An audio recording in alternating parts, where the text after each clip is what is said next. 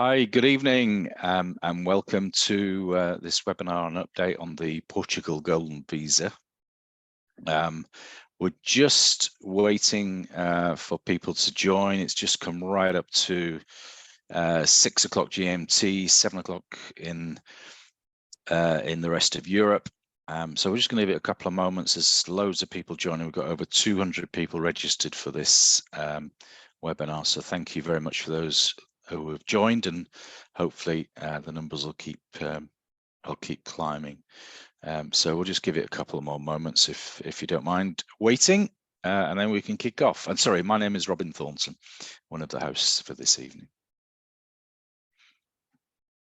I'm Edward Harris, and it's also good morning or good night or good afternoon, depending on where you're joining from. I've seen the list of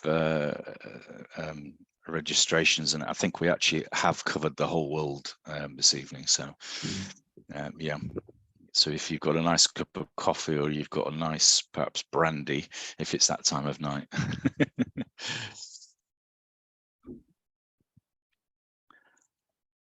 Okay, well, I think that's looking pretty good, and the numbers have stabilized as well.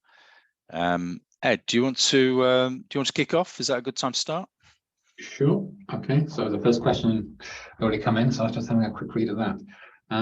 Okay, so let's get started then. So, sorry, before we go into that, I'll give a slightly longer explanation about who I am. So I am Edward Harris, although I look slightly younger on that picture and no glasses from a few years ago. So I'm a managing partner at Holborn Assets. I run and look after the Americas for Holborn. I worked in Hong Kong for 10 years. I'm really British, but I worked in Hong Kong for 10 years and then moved to the US a few years ago, worked there for 3 years, set up our US investment advisory firm. But 2 years ago, I moved to Portugal. So I live here in Portugal. This is the view from my house in the Algarve in southern Portugal. Yeah, I've been working here for the last 2 years and now quite heavily involved in our whole citizenship business, but particularly Portugal, obviously, with being here as well. So that's me. Robin, do you want to just do a little bit about yourself? Yeah, well, similar kind of expat status. I did 11 years in the Middle East, and then moved here to Spain. So I'm actually in southern Spain. I'm about probably 2.5 hours drive away from where Edward is. Again, multifaceted, tax planning, citizenship. I'm qualified in the US as well with the SEC, and also a chartered financial planner. So we look at a lot of things from kind of the investment and tax perspective, as well as just straightforward lifestyle. So yeah.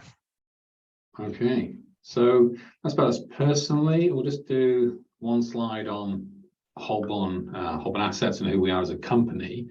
As Robin alluded to there, we're actually a global wealth management firm. We don't specifically just do citizenship programs, and we do many programs, not just Portugal.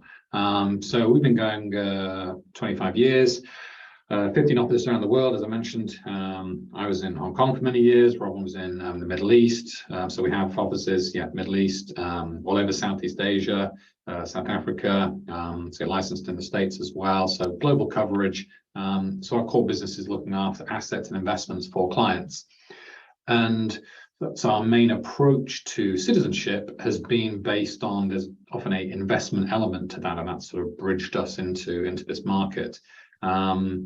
We're now the largest player in the Portugal Golden Visa space. So 2021, we did 143. There's going to be about 1,000 to 1,200 done every year. Last year, we did more than that. We did about 200. So we're the largest player in Portugal Golden Visa. As I mentioned, we do other schemes as well. Just to mention for those that are in the States, and they may Google us or look up the company and see who we are. We do have an SEC, Securities Exchange Commission licensed, regulated US investment advisory firm that I run. It's not called Holborn. It's actually called Archway Private Wealth. Deals with sort of very niche type of business or niche type of business, and isn't directly involved in the citizenship market. That's done under Holborn Assets. So if you do Google us or look us up, you may come across 2 different names in the States.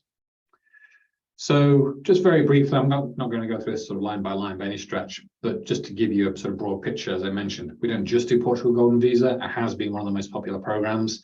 We actually offer over 20 different programs around the world, but the ones on the screen here represent about 90% of what we'll do with clients over the course of the year.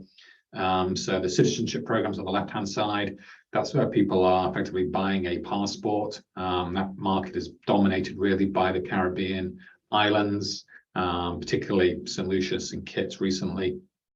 And but the majority of the business that we do is on the residency programs on the right-hand side. Portugal obviously being one of the big ones, but also Greece, Spain, which we're going to talk about today. And Rob and I are both involved in EB5, EB3 visas as well for the US. So we're not just a Portugal or even just a Spain company. Within our citizenship business, we offer over 20 different programs, and that is again just part of the bigger Holborn Group as a sort of global financial advisory firm. So that's really enough of the background. So really on to sort of the meat of what we're planning to talk about today, which is Portugal Golden Visa, what's happening, what's likely to continue to happen, what it means for clients. So just starting at the beginning, really briefly. So the Portugal Golden Visa program has been going for over a decade and has been a very successful program for Portugal and for those who applied into it. There's been over 10,000 applications, nearly 30,000 people, because spouses and children included in our applications, have been through the process. Those that started back in 2012, 2013, because you have to wait 5 years and you get a Portuguese passport. For many years now, people have been receiving their Portuguese passports through the program. I think the figure now is it's raised 6.7 billion euros, so about $7 billion US dollars in foreign direct investment for Portugal, and also helped to update, renovate large areas of Portugal. So it's been a very popular program within Portugal. It was or received a sort of major revision in January last year, which removed most residential property from being a qualifying investment. And therefore, the market really moved towards commercial property. And that's certainly what we've done for a lot of our clients. So that was the last big change that happened in 2022, but there's been obviously more changes announced since then.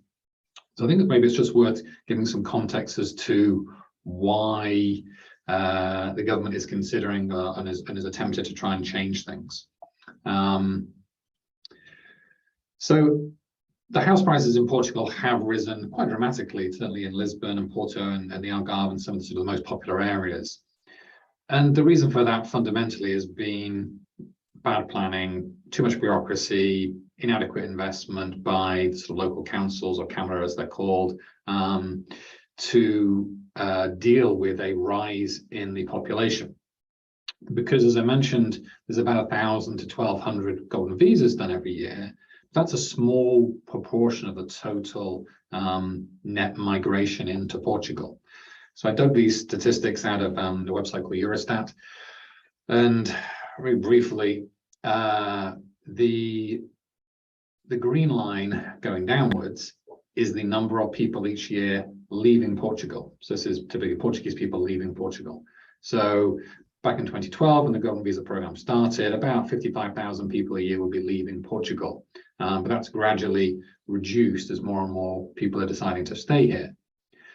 At the same time, in the blue line, that's the net, so the total immigration of people moving into Portugal, which again, 10 years ago, 15, 16, 17,000 people a year were moving to Portugal. However, that's increased dramatically. And in fact, it peaked 2019, 2020, where over 70,000 people a year were moving to Portugal. And that the net of those two, the green line and the blue line, is the black line, which shows that there was a net loss of people a few years ago from Portugal, and that's turned into a net inflow of people. So not enough investment in housing, and then that was kind of made not such a serious issue by the fact that people were generally leaving Portugal, and now there's a net inflow of people to Portugal. There's not enough places for them to live, and that's led to the housing going up. And really, Portugal Golden Visa is a very small part of this. even in its peak years, maybe 1,000 houses a year were being bought for Portugal Golden Visa. Now it's dramatically less than that because most people are doing commercial property. So Golden Visa really is, or the ideas about ending Golden Visa has really got more to do with political pressure. This is political pressure from the EU, who don't really like these kinds of citizenship programs. When I say the EU, really we're talking about the richer northeastern European countries, Germany, France, etc. And it's also an excuse or an easy place to sort of point a finger as to why house prices have gone up, to say, aha, it's the Golden Visa program that's been the problem, rather than actually, we failed to plan for this change in net migration that's happened over the last decade. So there's a little bit of background. So what's happened more recently then?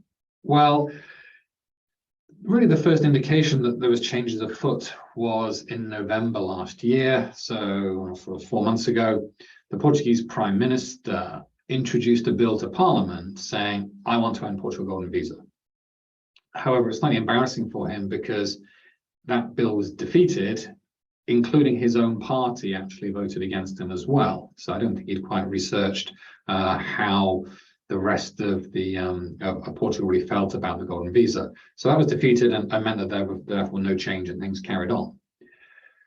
On the 16th of February, he announced a series of proposals as part of a housing bill to try and address this issue of housing becoming more expensive in Portugal. And there was a number of different measures in this PowerPoint presentation that he did, one of which was, and to solve the problem, we'll also close the Portugal Golden Visa Program. This was then picked up by various media outlets and misreported as this is the end. I'm not just talking about sort of tabloids of sensational headlines. This is Bloomberg, this is Reuters saying Portugal's ended the Golden Visa Program. It's ended. And that is very much not the case. It has not ended. Depending on which country you live in the world, but in Portugal, the Prime Minister does not have the power to reverse an existing law made by Parliament. And there was a law passed in Portugal in 2012 to bring this Golden Visa Program to force, and he doesn't have the power just to change that. The only body that has the right to overturn that is Parliament, and therefore there is quite a detailed process that has to go through in order to end the Golden Visa Program. We've just had this initial 1-month consultation period.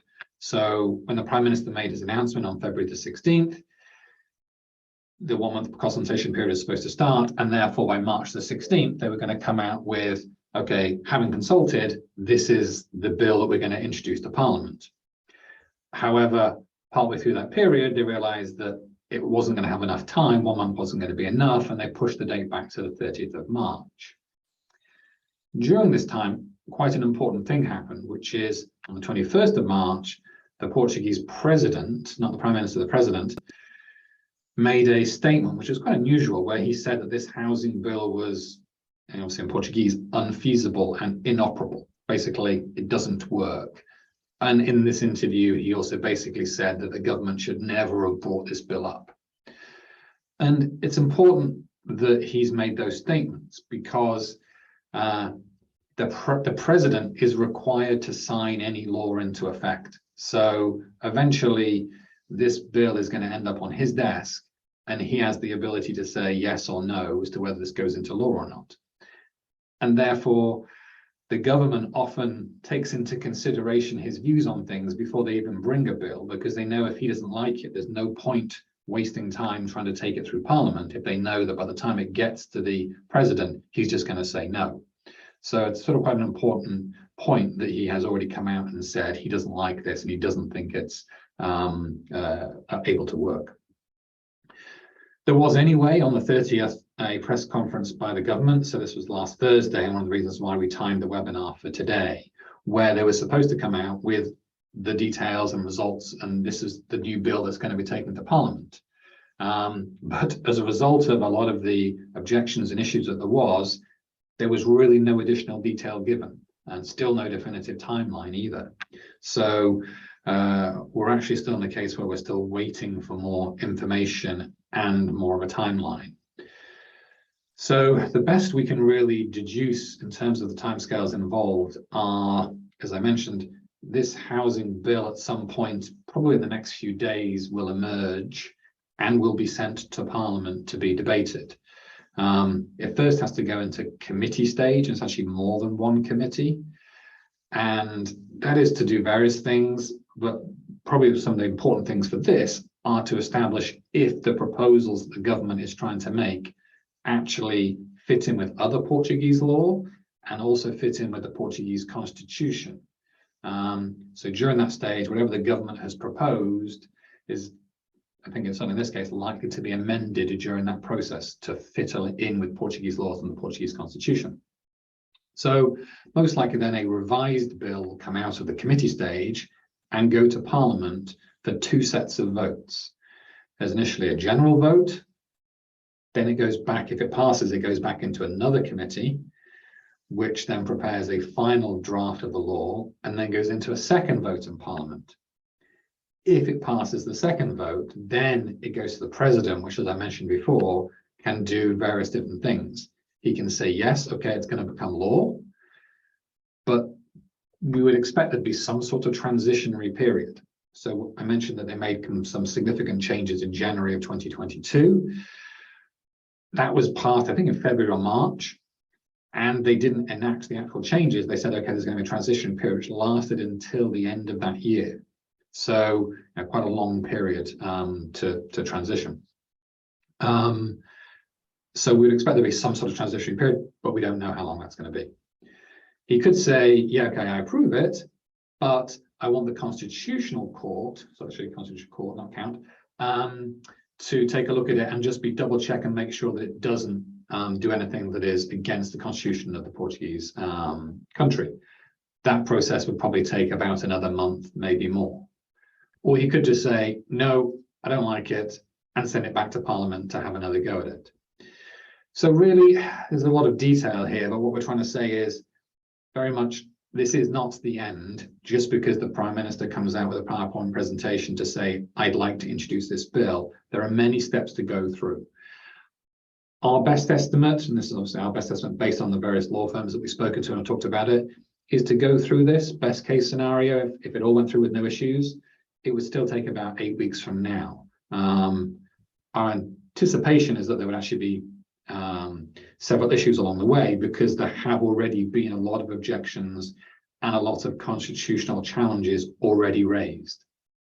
The leading constitutional lawyers in Portugal, the 3 main lawyers, including the one lawyer who actually helped draft the Constitution of Portugal in the 1970s, has come out and they've written quite a long paper, sort of 70 pages, to say that the proposals in the bill are indeed illegal and unconstitutional. This is the headline of one of the newspapers here, and the little bit sort of highlighted there translates to the end of the Golden Visa is illegal and unconstitutional. And again, they sort of quote in that article, clear violations of the constitutional trust in state. So the issue is there have been significant objections raised by leading industry groups. And it's not just about the sort of constitutional issues, it's also about the fact that the program has been very beneficial to Portugal. This is just one kind of before and after photograph of a project that we had clients involved in Portugal. As you can see on the left-hand side, before the renovation, it was an old derelict building, and this has been transformed into a new apartment block. There are dozens of projects like this that have happened throughout Portugal, which have created thousands of direct jobs, thousands of indirect jobs, and help to rehabilitate and gentrify those urban areas where they've been taking place. And the banks have benefited from the financing and the lending that's also been involved in these processes. So it has been, I say, a successful project for Portugal, a program for Portugal. So there is a lot of sort of industry groups and sort of regional governors that are very keen that it continues. So just along this down into sort of advice for our clients. The key stage or milestone in your application process is the point in time which your application has been submitted to CEF. CEF is the immigration service in Portugal. So as long as your application is into CEF and being submitted, before a law is passed and any transitional period has finished.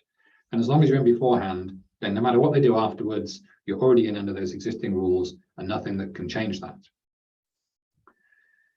As we say, we estimate that at the earliest, that is 8 weeks away. And that means if you're an existing client, I know we have some existing clients that are partway through this process, going through the process of opening bank accounts, going to do the deeds, then there's no reason to delay, no reason to change anything. The developers that we work with have already put into our contracts with the clients guarantees so that if clients are partway through the process, they've paid legal fees or they've paid, deposits for the properties, and then the law changes before they're able to submit their application to SEF, then they will refund those monies back to the client. So there's no financial risk. So really, there's no reason why you wouldn't continue with this process. As long as you're doing the things that you should be doing, then there's still plenty of time to get in and get your application submitted beforehand. Indeed, for new clients, and we have a lot of people in this call that are still interested in starting an application, then again, there is still time. We frequently go through this process in less than 8 weeks with clients. All we'd say is that it is something that you do need to act on sooner rather than later. I wouldn't be thinking about this for the next few weeks, then deciding to do it, then taking a couple of weeks to sign the documents. It's something that if you do want to do, there is still time, but you would have to move along swiftly. And I've put in this sort of slide, you need to be proactive. When we ask you for documents and to provide stuff or to transfer funds to the lawyers, then you do need to try and do that in a sort of timely fashion. But there is still time for new clients. In fact, most likely the sort of critical point that we're going to come across is going to be the availability of good projects to invest in. I think I mentioned at the beginning that we did about 200 applications last year. So that's sort of 4 or 5 a week we were doing. We're now doing somewhere between 15 and 20 a week. So application volume has increased dramatically, but the developers don't want to bring on new projects until they know when the deadline is going to be, because they don't know whether last applications are coming in 8 weeks' time or in 8 months' time. Or maybe it doesn't get approved and the Portugal Golden Visa just carries on. They don't know that, so they don't want to bring new projects to market until they have some more detail. And therefore, the projects that we do have are selling out and will sell out completely at some point in the future. So that's going to be one of the key factors for clients to bear in mind as well. So in summary, Act Now, it has not ended yet. Whatever you read in the papers or online, SEF have confirmed in writing to some of the various law firms that we deal with, they are still accepting applications. We know from our clients that we are putting applications into SEF, they're getting their application number, and therefore, no matter what happens from now on, they're already in under the Golden Visa Program under the current terms. So we know that's still the case. We know it will take several weeks for that to change. We just don't know exactly how many weeks and what the future is going to be and what transitionary period there's going to be. But it hasn't ended yet, and there is still time to either continue your existing application or to start a new one, as long as you're sort of ready to go. So Great. with that, do you want to go through the Spain stuff first, Robin, or take any sort of Portugal yeah, let's do that. If you keep hold of the slides and stuff, that would be good. Okay. So obviously, with me being based in Spain and run the office here in Porto Banús, one of the options to look at for some clients, and it seems to be becoming more popular, really, is the option for Spain. Now, it is a residency scheme, a residency program with citizenship options. And what I mean by that is that if you actually physically want to eventually come to live in Spain, you can then apply for citizenship dependent on your family history, basically. So if you're from an ex-Spanish colony, which would be places like the Philippines, Mexico, Guatemala, there's a kind of a whole long list. It doesn't include Florida, sorry for you Floridians, but you can apply for fast-track citizenship, and that's only 2 years, or you can actually apply for normal citizenship. But generally speaking, it's more of a residency program. You don't have to visit. Sorry, the kind of options are residential options, so you could buy a property anywhere. It's got to be over 500,000 euros in value, and of course, then you would have to pay the associated costs. I tell my clients to budget for approximately 10% on top in various taxes and fees and notaries, etc. But you could do that anywhere at all in Spain, your dream holiday home, or we have commercial options which give you a lot more flexibility, and that's from 350,000. That's inclusive of a kind of rental return, so it's a similar model to Portugal, and those are based around Madrid and Barcelona, with a reputable developer. Some of the key things with Spain: low fees, very cost-effective fees, unusually for Spain because some things are quite expensive, and I do live here. Exceptionally quick processing times. Again, I surprise myself sometimes, but we're talking about 2 to 3 months to get your what's called your TIE, which is effectively your residency card. And immediately then you are free to travel throughout the Schengen area. You don't actually have to visit Spain necessarily. I mean, you will have to come here to do your biometric appointment, just the same as you would in Portugal. But there's no specific period that you need to visit for. So that could be a saving, so for some family units, again, potentially versus Portugal, and really the fast track citizenship is very specific to your family details and your passport. If you hold one of those passports, and there's quite a long list, it's pretty straightforward. So maybe just while on this slide, it's probably maybe just do a quick compare and contrast with Portugal. So both are residency programs. The key difference in terms of the citizenship is to start the clock ticking to get a Spanish passport, you have to have moved to Spain. Yeah. Whereas with the Portuguese program, it has this very unique feature where you only have to have spent a total of 5 weeks over a 5-year period to get a Portuguese passport. So that's one notable difference. That's correct. The investment options for Portugal, most of the residential stuff, as I mentioned, got taken away. So it's purely a commercial investment play. They can start at around 280,000 euros and go up to around 500,000 euros. The fees in Portugal are higher. That's the government fees that are charged, and also the legal fees are a little bit higher because it is it's a longer process to go through from an application point of view. Hence the processing times. They used to be 6 months, then they were 8. Now they're more like 10 to 12 months before you get your temporary residence card. So Spain is definitely quicker from that point of view. They would both give you, when you have your temporary residence card in Portugal or your TIE. TIE, yep. TIE. Both give you then the visa-free Schengen access. With Spain, you don't need to go at all, whereas with the Golden Visa in Portugal, you do need to go for at least 2 weeks in the first 2 years and at least 3 weeks in the next 3 years as well. So a total of 5 weeks over a 5-year period. And there is not a fast track citizenship program, so you do have to wait 5 years plus in order to get a passport in Portugal. Okay.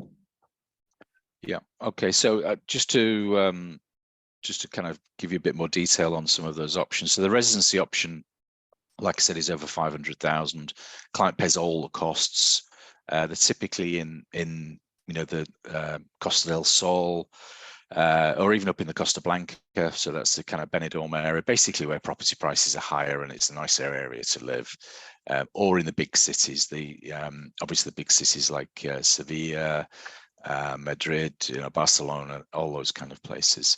And it's your property, and it sounds a bit crazy, but it could be your second holiday home, or your second home. It could be a holiday home. It could be, you could Airbnb it where it's allowed. We also have management options available as well. If people want to rent that out either on on an almost semi-permanent basis, because a lot of people or property owners in Spain would typically rent long-term where they feel it's appropriate, and they'd only rent for 11 months of the year, because in August they'd like to visit their house in Sotogrande or wherever. So that's the residency option. And here's a couple of examples really from developers that we work with. This is La Finca in Sotogrande. I think there's 2 or 3 units left. Your typical 5-star white box, as I would call it, very bright, very airy. And with all these types of developers, clearly you've got choices of all the fit outs.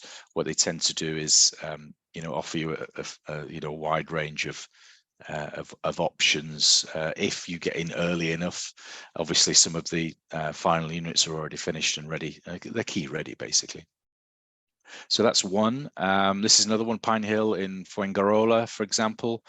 This is a really nice development as well. Fuengirola is a really busy port city north of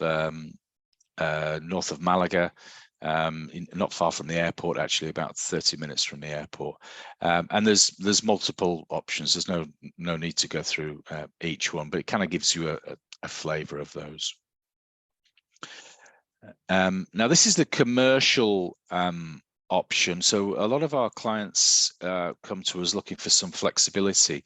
To explain how this works is effectively it still is a 500,000 investment into commercial property, so it qualifies for the Spanish Golden Visa, but the developer is paying 150,000 in advanced rental towards the rental of that property. So they're basically taking that property off your hands and then leasing it to a coffee shop, a bakery, a small business, perhaps a bureau de change or those type of operators, and they're all in Madrid and Barcelona. Now the kind of flexibility with this is that all the positives in terms of processing speed and processing time, but this then allows you to perhaps go and buy your beautiful rural finca in the Andalusian mountains for 200,000 euros and refurbish, or absolutely anything you want, because you've got your residency, as long as you're maintaining that capital that's being invested for 500,000. So the next, can you just pop up the next slide for me, Ed? And this is a little bit more detail on how it works. They are very simple, very straightforward. Developer pays 150,000 up front, takes it off your hands, and you've got an exits really from year 5 onwards. Clearly, if you've been paid in advance 150,000 for what is a 10-year period, they're going to want some of their cash back, and that's what the table in the diagram shows. But again, we can put some more detail on that. And the worst case scenarios, you hold on to this asset perhaps, because then you get 100% of the market going rate for that rent in those cities. And again, the developer has a service agreement, service contract, so you don't have to worry about it. We get a lot of overseas landlords, so to speak. So that's yeah. Hope that explains it and gives it a little bit of a flavour. I think as you mentioned, the flexibility. So if you want to buy a residential property in one of those nice areas like Fuengirola and buy a property for 500,000 plus 50,000 in taxes and so on, then okay, that's an option and we can help with that. But if you wanted to just buy an apartment for 200,000 or 150,000 somewhere, that's not enough to get you your Spanish Golden Visa, because you have to invest in 500,000. One of the good things about this option, as Robin was talking about, is you could do this. So it costs you 350 because it's 500 in and they give you 150 back. So it's cost me 350,000. You could then go and find a place, a finca, I think you described them as, or something like that, a small apartment somewhere, which maybe only cost 100,000, 150,000. And actually, you could partially encash this investment so that the two of them added together still ends up being 500,000. That's correct. Yeah. Yeah. And therefore allows you to keep your visa, whereas just doing buying your €150,000 apartment on its own isn't enough to get you the golden visa. So this is as Rob mentioned, a very sort of flexible way of helping to get you your residency permit in the first place. And then as and when you decide to move to Spain and potentially want to buy a property, then you can cash in or get your money back on this project to the extent you've invested elsewhere in property. So it has that flexibility built into it. And also the thing to perhaps note is that the 350,000 is pretty much all in. I think there's another 600 or 700 of various government fees, but it's it's all encapsulated and all the costs are in there, so it's really good. Yeah, it doesn't have that extra 10%. Yeah. Okay. So we've talked between us for 35 minutes. So shall we? I'll just leave. I actually put our email addresses on the chat box as well. I'll leave it on the screen for now while we take some of the questions. Yeah, I've got some questions. I mean, Joseph has posted some here. Just wanting some further information about Pine Hill, so I'll do that. Just one here from Ishad. Does Portuguese residency grant medical coverage? That's probably one for you, Edward.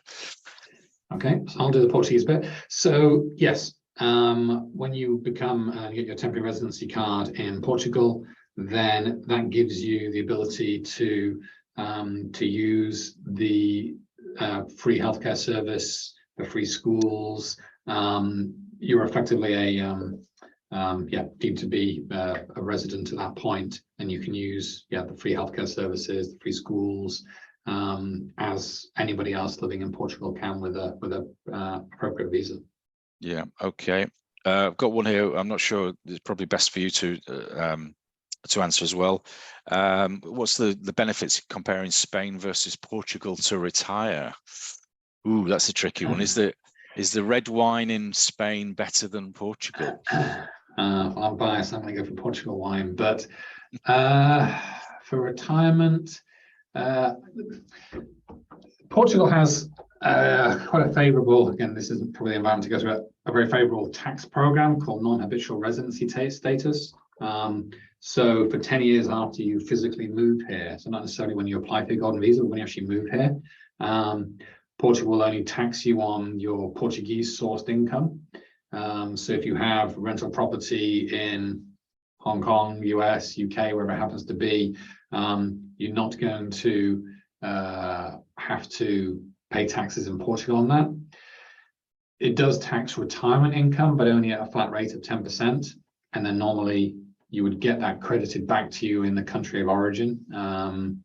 So I think from a tax point of view, I think Portugal's probably slightly got the edge over Spain. Cost of living in Portugal's probably slightly less, but it very much depends on where you live. If you live in the hills of Spain, it's going to be cheaper than living in downtown Lisbon, and vice versa if you're in downtown Madrid versus being in the hills of Portugal. So that's going to really vary depending on where you are. But I mean, look, they both have fantastic weather, friendly people, good healthcare systems. So I think Portugal tends to come top of. I will see the HSBC surveys and international surveys of best retirement destination. I think there was a Forbes or Condé Nast recently did. I think best places to retire to. Portugal generally comes top, but I'd imagine Spain is second or third. So they're definitely near the top of the list. Yeah. Good, thank you. I've got a question here from Sally, which I'll answer, but it's do people have an age restriction? Is it a problem for being single? And what if you only have a metric or certificate and not a degree? So which is a common question from kind of non-European countries. I mean, first of all, both for Spain and Portugal, the restrictions are that you don't have a criminal record. That's primarily the main restriction. So you have to have a clean criminal record, and that's part of the application process.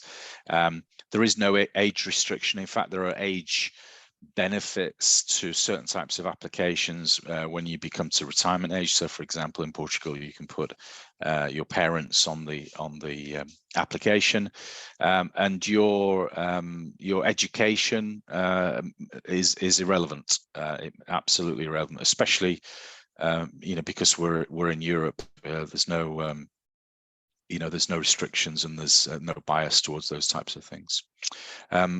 Ed, I've also got multiple questions coming, which is really, what do we do next? How do we apply? What's the next step? Okay, so the next step would be to contact myself or Robin. Email addresses are on the screen and in the chat box, and we arrange a one-on-one discussion with you to make sure that in a bit more detail we've explained exactly how the programs work, features, your situation, your circumstances, make sure it's the right fit for you, because we want to establish that at the outset. So that's really the next sort of stage that you take if you're sort of interested in what you've heard today and what you perhaps knew about before. Then really you need to reach out to us individually, and we can arrange to speak to you directly, rather than on a sort of a webinar when we're trying to field lots of different questions from different people and can't get into people's personal details. I can see one of the questions that's popped up from Richard, who I think I spoke to a couple of days ago as well. What does CEF stand for? I'm not going to attempt to pronounce it in Portuguese. I am taking Portuguese lessons, but it is it's the immigration department in Portugal. I know the F stands for foreigners. I think it's frontier, for the frontier, security something frontier. So yeah, the immigration department. So depending on what country you live in, it's the equivalent of the USCIS in America. So yeah, they're the immigration department. So that's who controls, who gets visas, who gets passports. When you come into Portugal and you get to the airport, you're handing your passport over to be checked. They'll have a little badge on that says CEF. So they're in charge of securing the borders of Portugal. Sorry, Edward, I've got one other question as well that's popped up a couple of times. Are there other options that we deal with besides Spain and Portugal? Yeah, absolutely. So in Europe, Portugal would be the most popular option. Spain's probably number 2. Number 3 would be Greece. We did a webinar October, I think it was, last year, talking about Greece. If you put in Holborn Greece webinar or in YouTube, or if you go to the Holborn website, they're all shown there as well, so you can watch that back to get some details on how Greece program works. Malta has been another program, so it works a little bit differently. It's the lowest cost program. The investment's around 120,000 euros. There is no path to citizenship in Malta. If there is, it's significantly more expensive. But for some people, because of the price point, it helps achieve what they want to. Plus, Malta is an English-speaking country as well, so again, that helps some people. So in Europe, they're the main 4. Turkey is another popular program that we do, quite a powerful passport. We have a lot of clients, particularly from the Middle East, who are interested in a Turkish passport. And once you've got a Turkish passport for a few years, it also gives you a route to get an E2 visa to go to the States. We do quite a few Caribbean passports. That is different. So that is buying a passport rather than a residency program. Normally more appeal to people who are looking for get a better passport for travel purposes. So if they have a passport that's particularly restrictive, say Pakistani or an Indian passport or Filipino passport, where it's difficult sometimes to get visas to travel to lots of different countries, particularly traveling to Europe or the US, then that can be a solution for some people. So I'd say that are sort of the main areas. But yes, as I say, we have over 20 different programs that we do, which is why, again, really a next step for someone is they're sort of interested in Spain and Portugal is, okay, we'll have a conversation. We'll often have someone who's responded. We'll have someone who's responded to an advert for Portugal, and in conversation with them, it actually, alludes to the fact that maybe there's another program that helps solve their need that they have. And obviously we're going to really do that on a one-on-one basis. Yeah, good. Okay, well, look, thank you very much. I think pretty much that wraps up. We've done 45 minutes, so I'm sure all our attendees are sick of listening to our voices in the nicest possible way. Ed, anything to finish on? I think really just to sort of go back to one of the slides I did earlier, which is, Portugal program's not ended, and that should be the one clear takeaway from this. CEF, the immigration service in Portugal, are still accepting applications, and we don't expect that to change for many weeks to come, as this bill makes its way through the various stages that it has to in order to become law, if indeed it becomes law at some stage in the future. So if you're already in the process, keep going, and keep contact and communication with whoever it is that's advising you and helping you, and try and stay as present as you can in terms of responding and coming back with information and questions that come up from lawyers or developers to help move that process along. If you're at the beginning of the process, interested in making an application for Portugal, then again, reach out to myself or Robin, arrange a call with us. We can go through in a bit more detail, explain and exactly how the program works, understand more about your situation, make sure it's relevant and appropriate for you, and talk through the investment options that are available at that particular point in time, which, as I mentioned, are selling out fast. So that's a sort of conversation we can have one-on-one. But there is still time, as long as you're sort of ready to go, you have the money available, and you're ready to sort of respond and move along. In terms of Spain, Robin, do you want to? Yeah, again, it's a similar thing really, is to reach out to us as soon as you can. We can fill in any of the gaps, and give people the process. Again, it's very straightforward. There's no current risk of Spain or the program changing whatsoever. The sooner the better. It helps everybody out, really. I mean, that's always I guess the key to this, if people are motivated, is to get on with it. Yeah, excellent. So in that case, thank you everyone for joining us. I think you'll receive an email with a link to the recording, and yeah, please feel free to reach out to myself or Robin in the future. Thanks for joining, and enjoy the rest of your days.